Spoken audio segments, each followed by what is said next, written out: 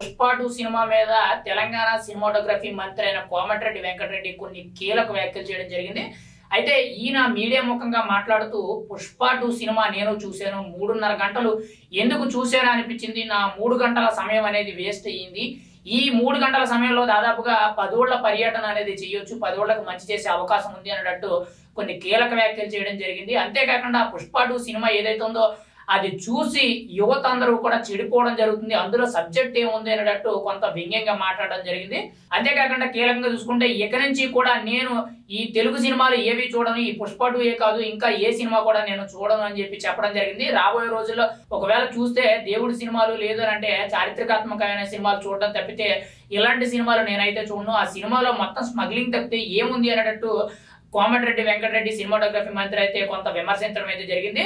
అయితే ఇక్కడ కీలకంగా చూసుకుంటే ఆల్రెడీ నిన్న అసెంబ్లీలో కూడా సినిమాటోగ్రఫీ మంత్రి అయిన కోమటిరెడ్డి వెంకటరెడ్డి చాలా కీలకంగా మాట్లాడడం జరిగింది. రాబోయే రోజుల్లో ఏ సినిమా రిలీజ్ అయినా కానీ ఆ సినిమాలకి టికెట్ రేట్లు పెంచబోమని, అంటే ప్రీమియర్ షోలకి బెనిఫిట్ షోలకి టికెట్ రేట్లు అనేవి పెంచడానికి అనుమతి ఇవ్వమని, అంతేకాకుండా కీలకంగా చూసుకుంటే అసలు ప్రీమియర్ షోలే వేయమని చెప్పి చాలా కీలకంగా చెప్పడం జరిగింది.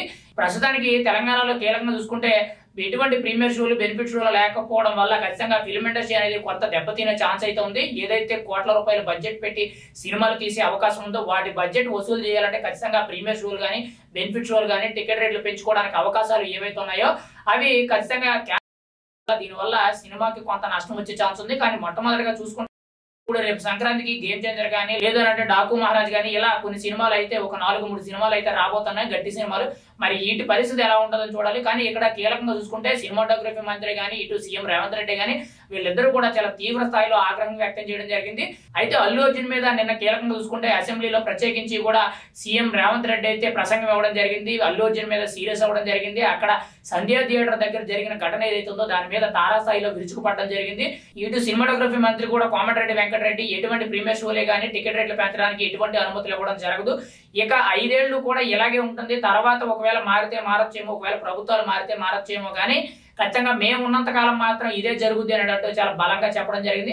ఖచ్చితంగా పుష్ప 2 ఎఫెక్ట్ ఏదైతే తెలుగు సినిమా ఇండస్ట్రీ మీద పడ్డది, అందరి హీరోల మీద పడ్డది అని చెప్పి చాలా బలంగా చెప్పవచ్చు. అయితే ఇక్కడ అల్లు అర్జున్ కానీ పుష్ప 2 సినిమా ఏదైతే ఉందో వ్యతిరేకిస్తూ కాంగ్రెస్ పార్టీ నేతలు కీలకంగా చూసుకుంటే సినిమాటోగ్రఫీ మంత్రి అయిన కోమటిరెడ్డి వెంకటరెడ్డి కానీ సీఎం రేవంత్ రెడ్డి కానీ ప్రతి ఒక్కరు కూడా వ్యతిరేకించడం జరుగుతుందని చెప్పి మనకి చాలా క్లియర్ కట్ గా తెలుస్తుంది.